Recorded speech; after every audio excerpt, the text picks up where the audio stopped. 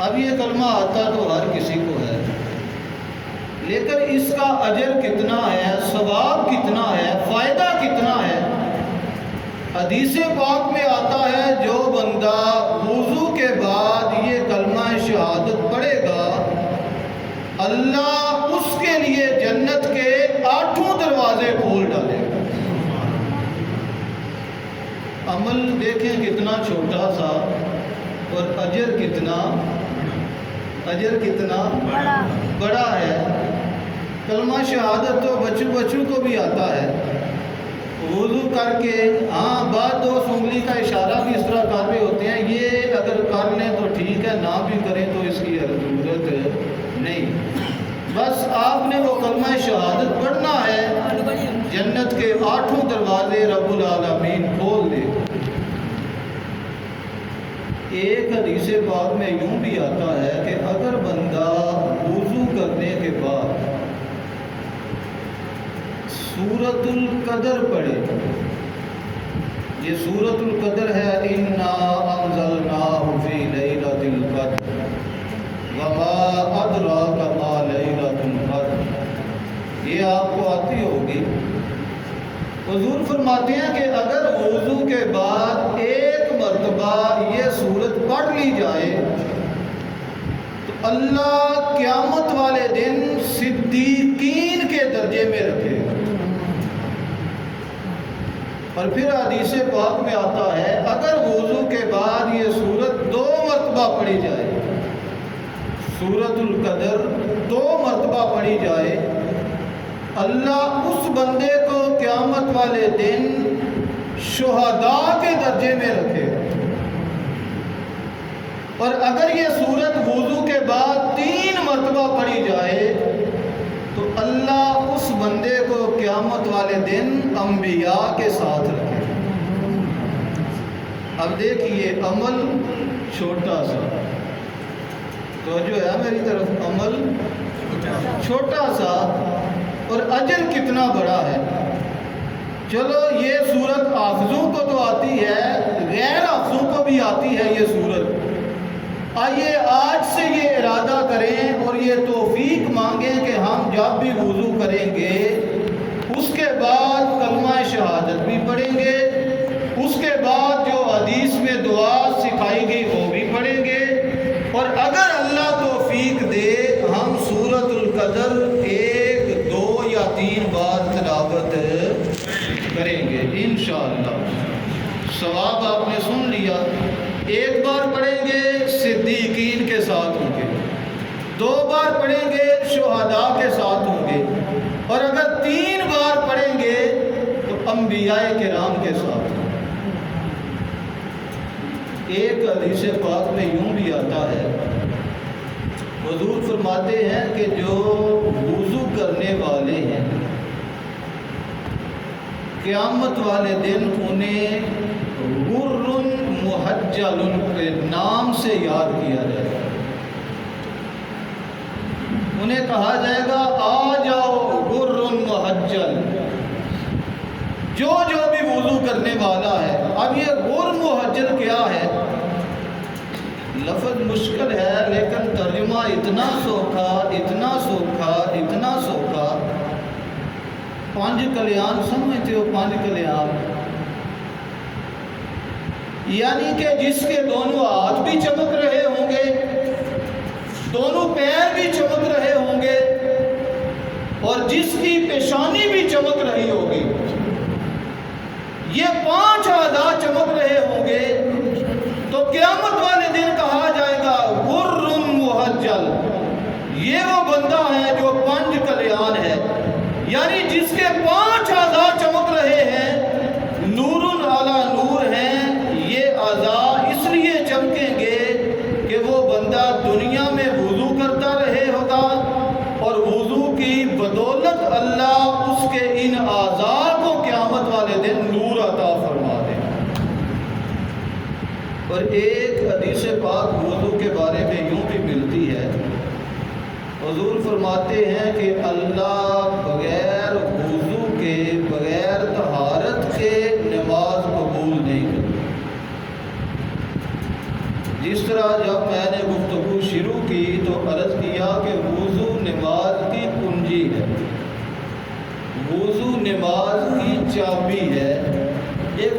نہ ہو تو تالا نہیں کھل سکتا۔ وضو بنیادی چیز ہے، اس کو سمجھنا، اس کو کرنا، اس پہ قائم رہنا یہ بہت ضروری عمل ہے۔ ابھی جو حدیث میں نے آپ کو آدھی سنا ڈالی، حضور فرماتے ہیں کہ وضو کے بغیر، طہارت کے بغیر عبادت ہو جاتی ہے۔ تسی یہ نہیں چپ کیتے ہو جس طرح ہو جاتی ہے، بولو، کوئی ڈر خطرہ نہیں ہے۔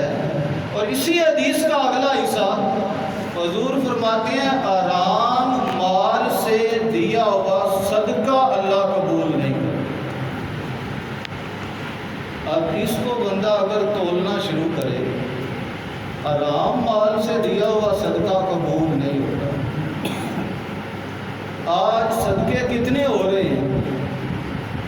لاکھوں کے حساب سے، کروڑوں کے حساب سے صدقے ہو رہے ہیں، اور ایک طرف حدیث میں آتا ہے صدقہ بلا کو ٹالتا ہے، دوسری طرف حدیث میں آتا ہے حرام مال کا صدقہ قبول ہی نہیں ہوتا۔ اب صدقہ دے کے بلائیں ٹلتی نہیں، آفتیں جاتی نہیں، مصیبتیں جاتی نہیں، تو وجہ یہ سمجھ آئی کہ پہلے چیک کر لیں کہ اب ہمارا مال جو صدقہ دیا وہ حلال کا ہے یا حرام کا۔ اگر وہ حرام کا مال صدقہ دیا تو پھر صدقہ وہ بلاؤں کو ٹال دے، یہ ہو ہی نہیں سکتا۔ تھوڑا مال صدقہ کر لیں، پائی پیسہ صدقہ کر لیں، لاکھوں کروڑوں بے شک نہ بھی صدقہ کریں، لیکن پہلے کھنگال لیں، چیک کر لیں کہ جو اللہ کی راہ میں دینے لگا ہوں یہ حرام کا ہے یا حلال کا۔ حدیث پاک نے کتنا مضمون سامنے رکھا۔ اس حدیث کو آئی گئی بات نہیں کرنی، بڑے دل کے کانوں سے سننا ہے۔ طہارت کے بغیر عبادت قبول نہیں، اور حرام مال میں سے دیا ہوا صدقہ قبول نہیں ہوتا۔ حاضرین 6-7 احادیث ہو گئی، آئیے اگلی حدیث پاک کی طرف چلیے۔ ایک حدیث میں آتا ہے کہ وضو کی حفاظت بندہ مومن کرتا ہے۔ وضو کی حفاظت بندہ مومن کرتا ہے، اور یہ اکثر دیکھا گیا ہے، مشاہدہ بھی ہے۔ ہم جیسے گناہگار معتڑ، کبھی وضو ہوا کبھی نہیں، چاہے تو نماز کے ٹائم ہو باقی سارا ٹائم نہ ہو، لیکن جو اللہ کے ولی ہوتے ہیں، نیک پرہیزگار لوگ، برگزیدہ متقی لوگ، وہ وضو کا سلسلہ کبھی انقطاع کا شکار ہونے ہی نہیں دیتے۔ جو ہی ٹوٹا فوراً وضو کر لیا، جو ہی ٹوٹا فوراً وضو کی طرف جاتے ہیں۔ اور میں نے اکثر یہ جملہ اپنے استاد الکریم حضرت پیر سید ظاہر صدیق شاہ صاحب سے سنا ہے۔ آپ اکثر وضو فرما رہے ہوتے ہیں، آپ کہتے ہیں بیٹا ہمارا سارا سلسلہ چل ہی وضو پہ رہا۔ ولیوں کا سلسلہ وضو پہ چلتا ہے، وضو پہلی سیڑھی ہے، کیونکہ انہوں نے وظائف کرنے ہوتے ہیں، اللہ اللہ کرنا ہوتا ہے، ذکر و فکر میں مشغول رہنا ہوتا ہے۔ وہ اپنا وضو بہت دیر تک وہ وضو سے دور نہیں رہتے، جو ہی وضو ختم ہوا فوراً وہ اگلا وضو بنانے کی تیاری میں لگ جاتے ہیں۔ اور حاضرین محترم، آئیے ذرا اب وضو کے طریقے کی طرف چلیں۔ وضو کے فرض ہیں 4۔ اگر پہلے آپ نے باتیں توجہ سے نہیں بھی سنی تو آپ ذرا بالکل توجہ فرمانا، سنی پہلے بھی آپ نے توجہ سے ہیں۔ فرض وہ چیز ہوتی ہے جو قرآن سے ثابت ہوتی ہے، اور فرض میں کوئی کمی کوتاہی نہیں برداشت کی جاتی۔ ہاں اگر سنتیں رہ جائیں وضو کی خیر ہے، مستحب عمل کوئی رہ جائے خیر ہے، مباح عمل کوئی رہ جائے خیر ہے، لیکن جو فرائض ہیں اگر ان میں ایک ذرہ برابر بھی کمی رہ گئی تو وضو نہیں ہوگا۔ شروع کہاں سے کرنا ہے؟ سب سے پہلے دھونے ہیں ہاتھ۔ میں یہ چاہوں گا ذرا گردنیں میری طرف اٹھے، بچوں کی بھی، بچوں کو بھی ضرورت ہے اس چیز کی۔ ہمارے دوست ساری زندگی گزار دیتے ہیں، میں کوشش کروں گا آگے انشاءاللہ غسل کے بھی آپ کو مسائل فضائل سناؤں۔ ساری زندگی گزار دیتے ہیں لیکن پوچھتے نہیں کہ جی شرم آتی ہے، اور ساری زندگی نماز پڑھتے بھی رہتے ہیں، اگر وضو صحیح نہیں تو نماز بالکل نکیر پھر جاتی ہے اس کے اوپر۔ آئیے آج آپ نہ بھی پوچھیں، ایسا موقع بن گیا ہے، آپ کو ہر چیز بتائی جا رہی ہے، ہر کسی نے اپنے وضو پہ غور کرنا ہے، کہاں کہاں میری کمی کوتاہی رہتی ہے۔ سب سے پہلے شروع کرنا ہے ہاتھوں سے، ٹوٹی کے نیچے ہاتھ کریں، ہاتھوں کو خوب دھو لیں۔ یہ جو کلائیاں ہیں نا، کلائیاں، ان سے تھوڑا سا آگے جائیں، آگے احتیاطاً کہہ رہا ہوں، احتیاطاً۔ اگر یہاں تک ہی دھوئیں گے تو ہو سکتا ہے ادھر سے خالی خشک رہ جائے، ادھر سے رہ جائے، یہاں تک آ جائیں، اچھی طرح دھا کے دھو جائیں۔ اور پھر یہ چیزیں اگر جلدی میں ہاتھ دھوئیں گے، ٹوٹی کے نیچے سے کر کے نکال لیں گے، ہو سکتا ہے ان کبیوں کے اندر پانی نہ جائے، ان کے اندر پانی اس طرح انگلیاں جب ماریں گے نا ایسے ٹوٹی کے نیچے کر کے، صحیح پانی ان تک پہنچ جائے۔ ہاتھ دھونے کے بعد اگر مسواک کریں، یہ تو بہت اچھا عمل ہے۔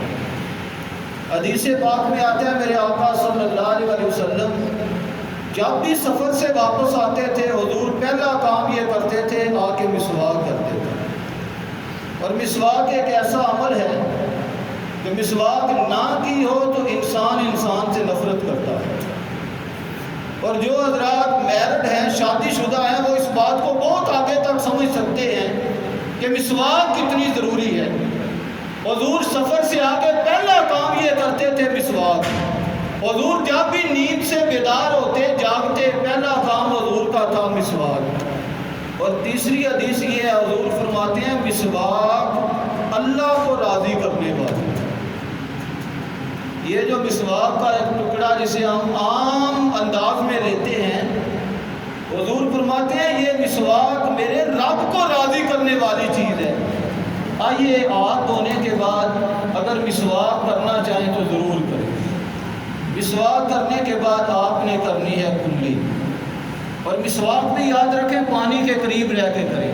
یہ جو بار انوں کے اوپر پھرتے پھرتے ہم مسواک کر رہے ہوتے ہیں، نہیں، حکم یہ ہے پانی کے قریب، تاکہ کریں اسے دھوئیں، کریں اسے دھوئیں، اور 3 بار مسواک کر لیں تو یہ بہتر عمل ہے۔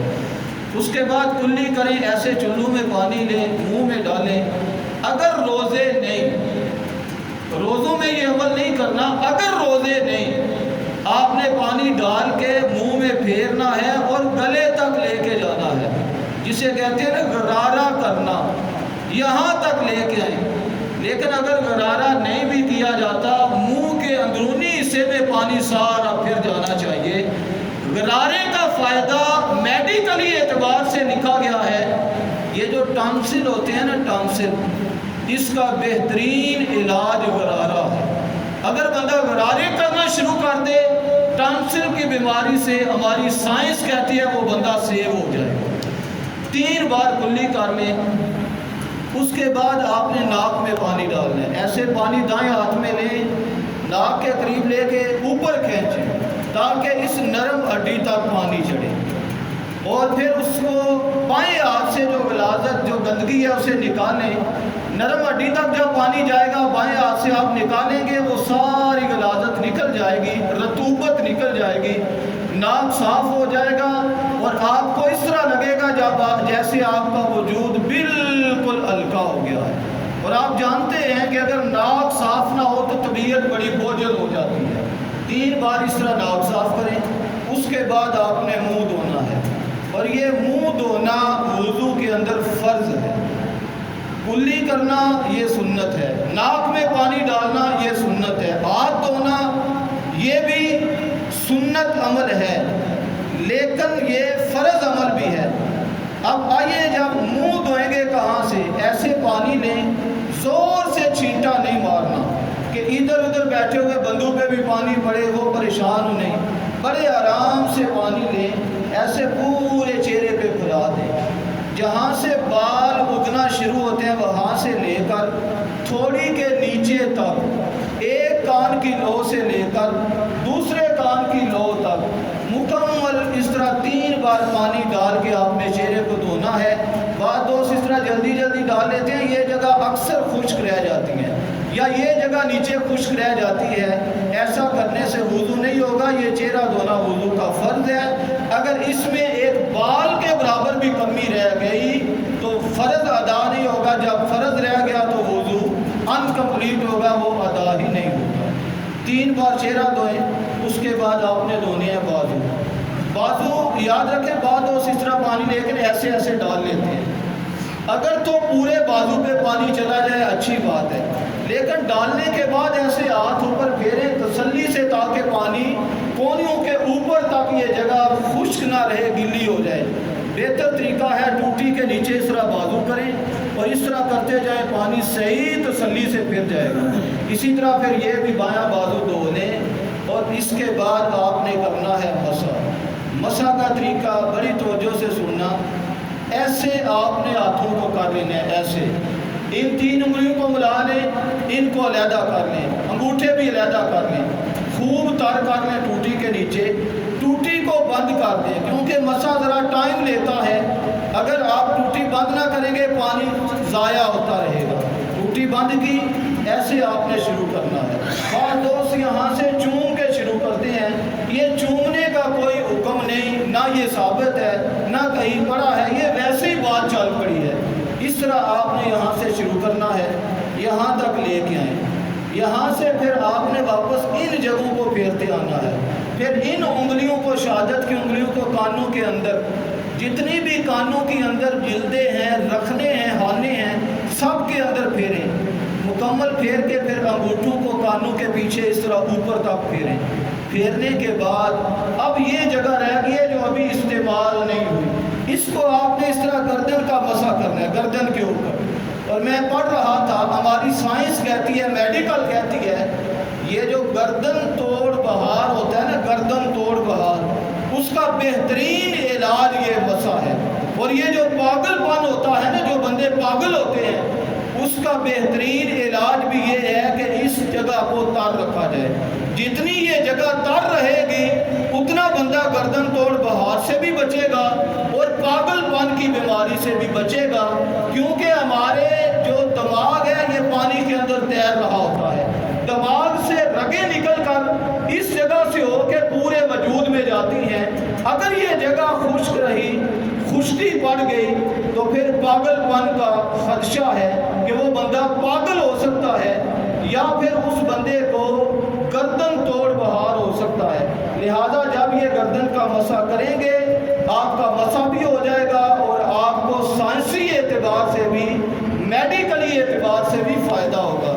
اس کے بعد آپ نے دھونے ہیں پیر، اور پیر دھونا بھی وضو کے اندر فرض ہے، اور پیر دھوتے ہوئے بھی بہت سی جگہیں ایسی ہیں جو رہ جاتی ہیں، مثلا انگلیوں کے اندر اس طرح انگلی پھیرتے جائیں، اس طرح جب اس طرح پھیریں گے انگلیاں کھلتی جائیں گی، پانی صحیح انگلیوں تک پہنچے گا۔